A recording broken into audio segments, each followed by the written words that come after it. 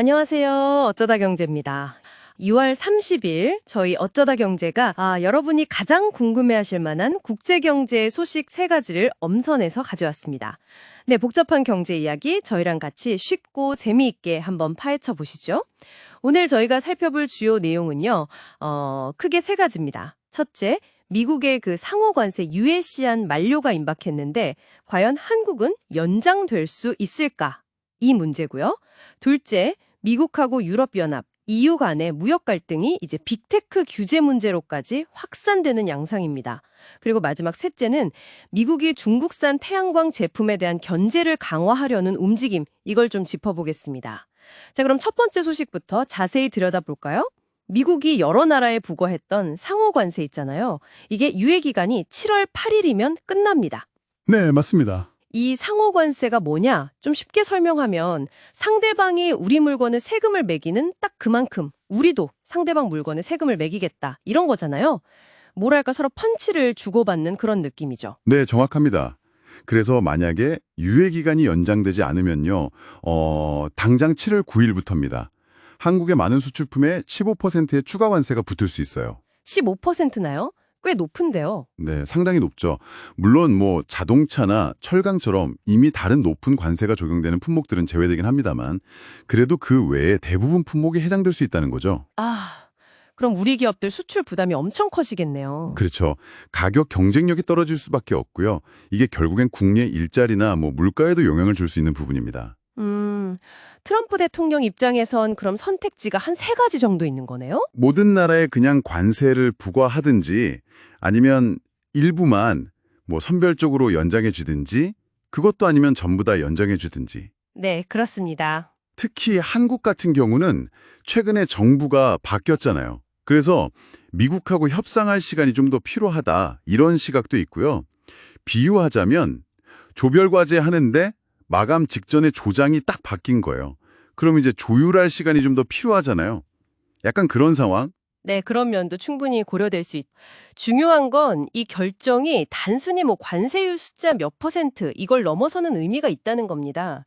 앞으로 미국의 통상정책 방향이라든지 또 동맹국과의 관계를 어떻게 설정할지 이런 것까지 좀 엿볼 수 있는 거죠. 그 결정 하나에 많은 게 달려 있군요. 네. 근데 이런 직접적인 관세 문제 말고도 요즘 무역 환경이 더 복잡해지는 것 같아요. 특히 기술 쪽에서요. 트럼프 대통령이 EU가 미국 빅테크 기업들 규제하는 거 있잖아요. 그걸 관세 협상 카드 중 하나로 쓰겠다. 이런 뉘앙스를 비췄다는 게 상당히 흥미로운데요. 네. 그 부분 정말 중요합니다. EU는 지금 디지털 시장법, DMA나 디지털 서비스법, DSA 같은 걸 통해서요. 구글이나 애플 같은 거대 기술 기업들의 독과점, 이걸 막고 좀 공정한 경쟁 환경을 만들려고 하거든요. 네, 그렇죠.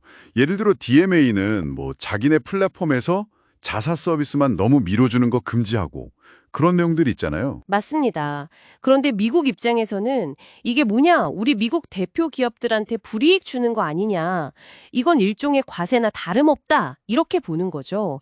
일종의 보이지 않는 장벽처럼요. 그러니까 이게 단순히 상품 관세 주고받는 걸 넘어서서 이제는 디지털 정책이라든지 데이터 문제 같은 것까지 무역 협상 테이블에 같이 올라올 수 있다 이 말씀이시죠? 바로 그겁니다. 앞으로 미국하고 유럽의 무역 협상이 훨씬 더 다층적이고 복잡한 양상으로 갈 수 있다는 점, 이걸 주목해야 합니다. 와, 정말 복잡해지네요. 네, 이게 또 앞으로 글로벌 디지털 경제 질서가 어떻게 짜일지 그 방향에도 영향을 미칠 수 있는 중요한 변수예요. 그렇군요. 자, 그럼 마지막 3번째 소식으로 넘어가 보겠습니다. 이번엔 친환경 에너지 분야군요. 미국 상원에서 중국산 원료나 부품을 쓴 태양광 제품에는 세금 혜택을 주지 않겠다 이런 법안이 추진되고 있다고요? 네, 그렇습니다. 이 움직임은요, 단순히 태양광 산업 보호 차원을 넘어서는 의미가 있습니다. 요즘 전략적으로 중요해지고 있는 친환경 에너지 공급망에서 중국의 영향력을 좀 줄이려는 미국의 의도, 이걸 아주 명확하게 보여주는 거죠. 공급망 재편. 요새 정말 많이 나오는 이야기죠. 네, 특정 국가에 대한 의존도를 낮추고 공급망을 다변화하려는 그런 전 세계적인 큰 흐름하고도 이게 연결되는 겁니다. 그리고 이런 법안은 관세는 아니지만 결국에는 수입품의 가격 경쟁력에 영향을 주잖아요. 그렇죠. 세금 혜택을 못 받으면 더 비싸지니까요. 네, 그래서 실질적인 장벽, 우리가 보통 비관세 장벽이라고 부르는 그런 역할을 할 수 있는 거죠. 그러니까 전통적인 제조업뿐만 아니라 이제 미래 먹거리라고 하는 친환경 산업 분야까지도 미중 간의 경쟁이나 갈등이 이렇게 확대되고 있는 거네요. 네, 맞습니다. 이제는 정말 경제안보라는 관점에서 이 공급망 문제를 바라보는 시각이 점점 더 중요해지고 있습니다. 예, 적지 않은 영향을 미칠 수 있는 중요한 흐름인 것 같습니다. 여러분은 이런 변화들 어떻게 보고 계시나요? 또 앞으로 저의 어쩌다 경제에서 어떤 주제를 좀 더 깊이 다뤘으면 좋겠다, 이런 의견 있으시면 댓글로 자유롭게 남겨주세요. 네, 그럼 이제 오늘 뉴스에서 나온 용어 중에서 딱 2가지만 골라서 쉽게 풀어드리는 시간이죠. 오늘의 경제 용어. 첫 번째는 상호관세, 리시프로클 테리프입니다. 앞서 이야기 나눴지만 다시 한번 정리하면요. 네, 상호관세는 말 그대로 상호적인 관세입니다. 상대방 국가가 우리나라 상품에 관세를 부과하는 만큼 우리도 똑같이 그 나라 상품에 관세를 매기는 거죠. 뭐랄까, 눈에는 눈, 이에는 이 같은 그런 관세 정책이라고 생각하시면 이해가 쉬울 것 같습니다. 네, 아주 명쾌하네요. 받은 만큼 돌려준다, 이런 거죠. 그럼 두 번째 용어는 비관세 장벽, non-tariff barrier인데요. 이건 뭔가요?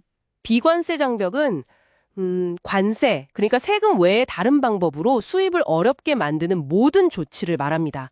예를 들면 통관 절차를 아주 복잡하게 만든다거나 품질 검사 기준을 엄청 까다롭게 적용하는 거, 이런 것들이 다 해당돼요. 아, 그러니까 세금은 아닌데 사실상 수입을 막는 효과를 내는 장애물 같은 거군요. 그렇죠. 수출하는 기업 입장에서는 이게 눈에 보이지 않는데 넘어야 할 허들, 뭐 그런 장애물 경기 같다고 느낄 수 있는 거죠. 네, 설명 감사합니다. 상호관세와 비관세 장벽, 오늘 뉴스 이해하는 데 도움이 되셨기를 바랍니다. 오늘 저희가 준비한 내용은 여기까지입니다. 경제가 너무 어렵고 복잡하게만 느껴졌던 분들 계시죠? 그런 분들이 저희 어쩌다 경제를 딱 듣고 아하, 세상 돌아가는 게 이런 거였구나, 이제 나도 좀 알겠다, 이렇게 무릎을 탁 치실 수 있다면 정말 좋겠습니다. 매일매일 업데이트되는 어쩌다 경제, 다음 이야기도 놓치지 않으시려면 구독과 좋아요 꼭 눌러주시고요. 저희는 내일 또 여러분의 경제 시야를 확 넓혀드릴 유익한 소식으로 찾아뵙겠습니다. 감사합니다.